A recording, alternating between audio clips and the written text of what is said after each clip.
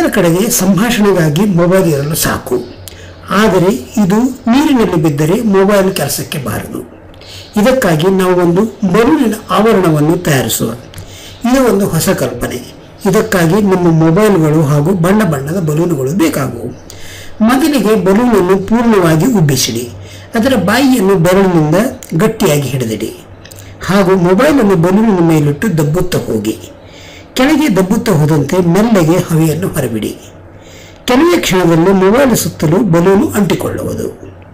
ಇದು ನೋಡಲು ಬಹು ಆಕರ್ಷಕವಾಗಿದೆ.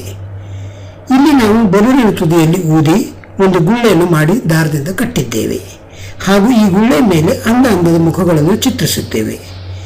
ಈ ಹುಡುಗಿಯ ಮುಖ, ಕಣ್ಣುಗಳನ್ನು ಚಿತ್ರಿಸಿ ಈ ಆವರಣ ಹಾಕಿದಾಗಲೂ ಮೊಬೈಲದ ಕೀಗಳನ್ನು ನೀವು ನಿತ್ಯದಂತೆ ಉಪಯೋಗಿಸಬಹುದು. ಇಲ್ಲಿ ಗುಳ್ಳೆಗಳ ಮೇಲೆ ಬೇರೆ ಬೇರೆ ರೀತಿಗಳ ಚಿತ್ರಗಳನ್ನು ಚಿತ್ರಿಸಿದೆ. ಇದು ನೋಡಲು ಬಹು ಅಂದವಾಗಿ ಕಾಣುತ್ತದೆ ಹಾಗೂ ಈ ಆವರಣ ಮಾಡಲು ಕೂಡ ಬಹು ಸುಲಭ ಮತ್ತು ಬಹು ಉಪಯುಕ್ತ.